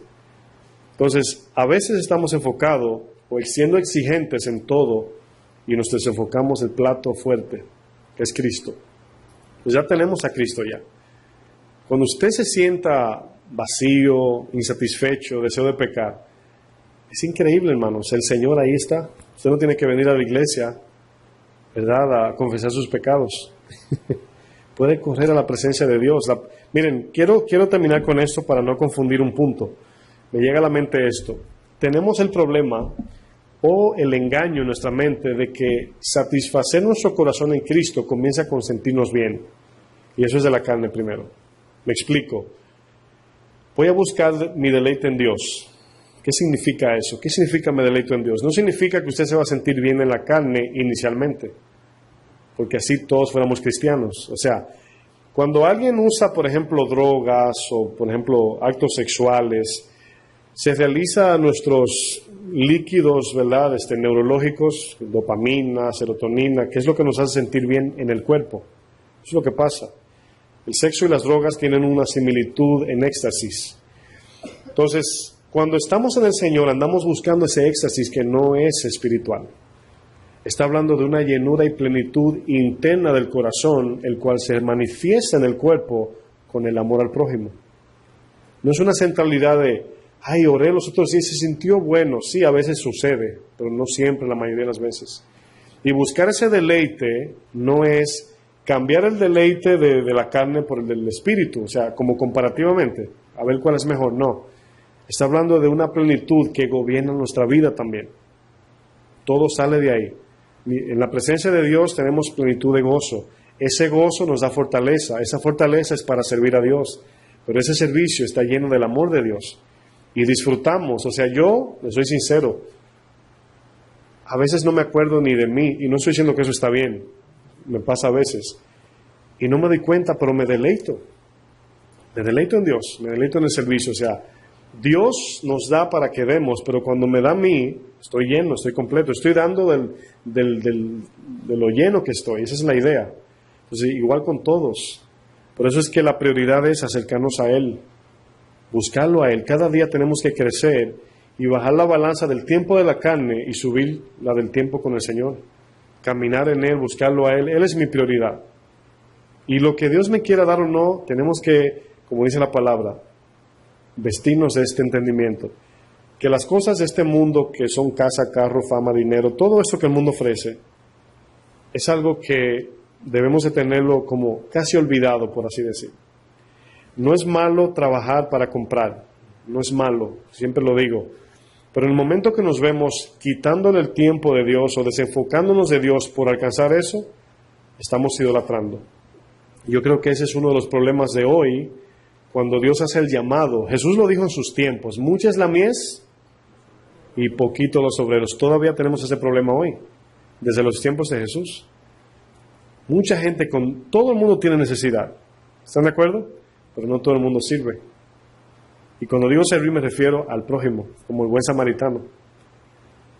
Tenemos todo un mundo lleno de necesidad y una iglesia vacía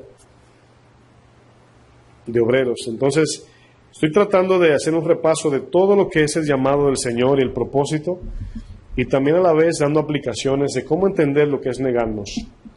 El momento que nos negamos y olvidamos lo que Él hizo en esa cruz, lo estamos haciendo sin propósito. Quiero terminar con Filipenses 3 y ahí concluimos.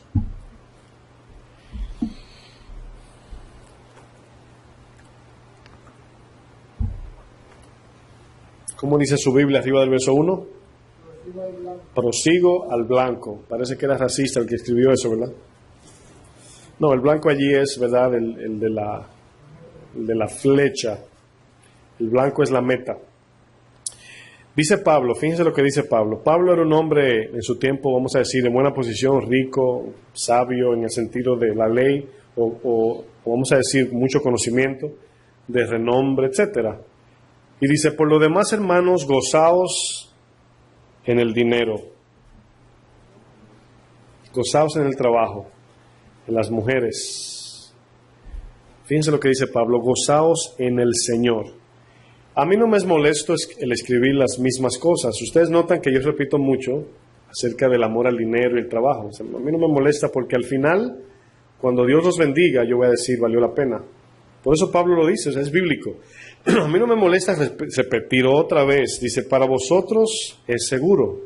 Dice, guardaos de los perros, guardaos de los malos obreros, guardaos de los mutiladores del cuerpo, porque nosotros somos la circuncisión, los que en espíritu servimos a Dios y nos gloriamos en Cristo Jesús, no teniendo confianza en la carne. Ahí está el vaso medio. Pero tenemos que sacar esa confianza en nosotros. Cuando Cristo nos manda a hacer algo o nos llama, nos está diciendo, vacíense de su confianza y confíen plenamente en mí. Y dice Pablo más adelante, dice verso 4, aunque yo tengo también de qué confiarme en la carne. O sea, Pablo está haciendo una comparación. Miren, ustedes tienen ciertas virtudes, aquí Pablo a los filipenses, y yo más que ustedes. O sea, si yo quisiera jactarme en la carne, yo más. Pero es un ejemplo irónico que está haciendo, ¿verdad? Dice, aunque yo tengo también de qué confiar en la carne, si alguno piensa que tiene de qué confiar en la carne, o sea, como humano, yo más.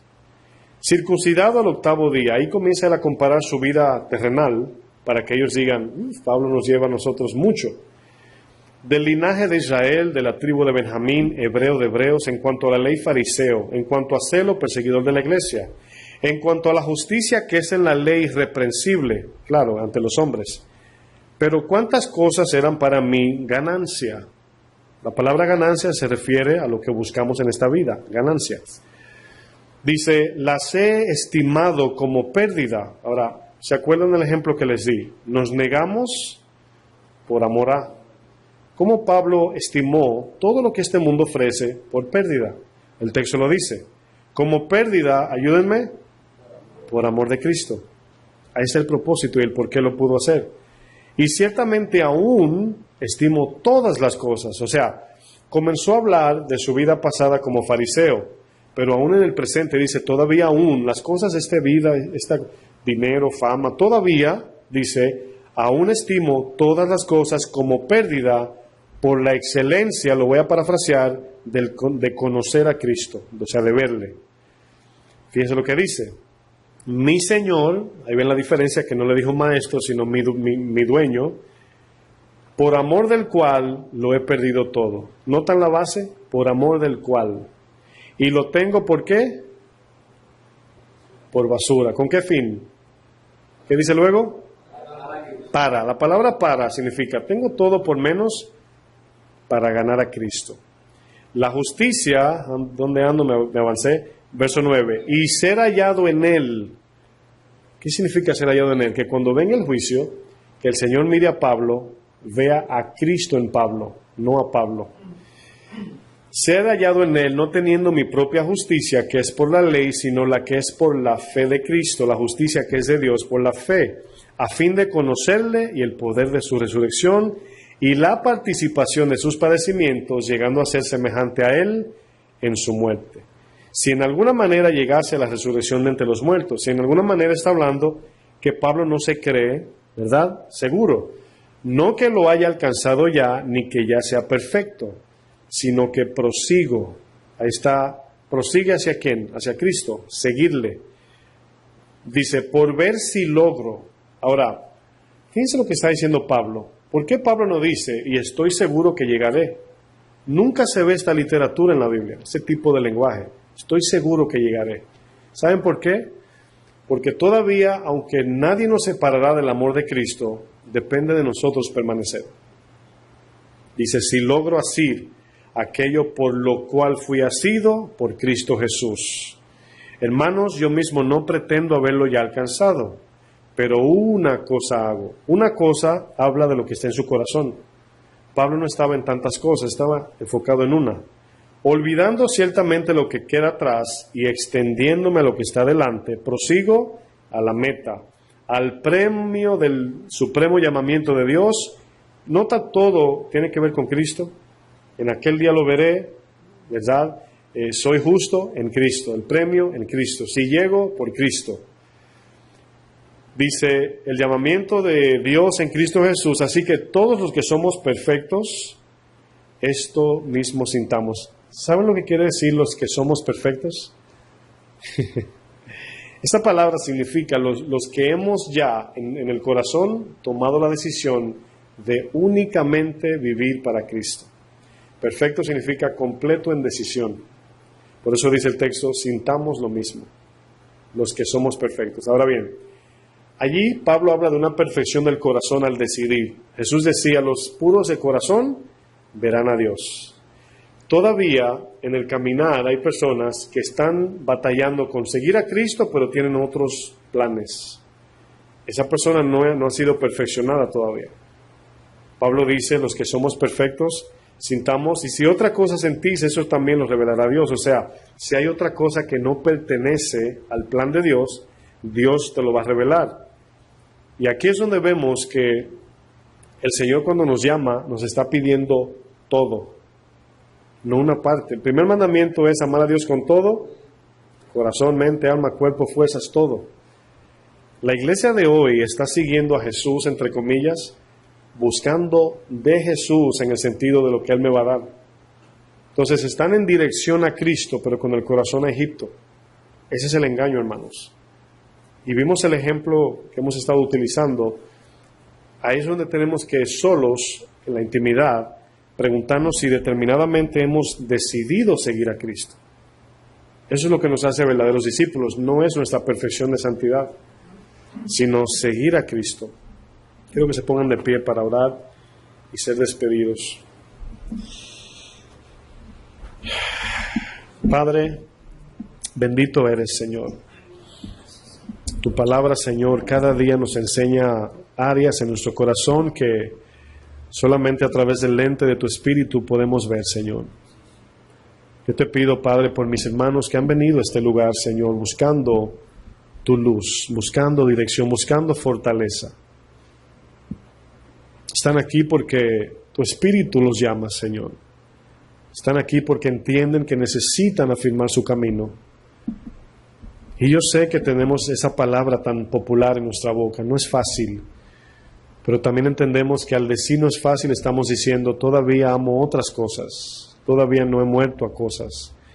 Y por eso no he decidido 100% seguirte, Señor. Tu palabra nos enseña que el que tú llamas, el que mete la mano en el arado y mira atrás, no es digno de ti, Señor.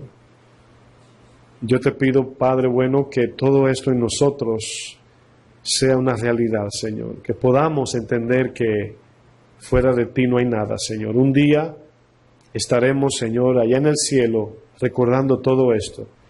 Mientras que aquellos que no responden estarán en otro lugar, Señor, desafortunadamente. Por eso hoy te pedimos, Señor, que tu gracia y tu misericordia no nos falte, Señor. Te lo pedimos en el nombre de Jesús. Amén.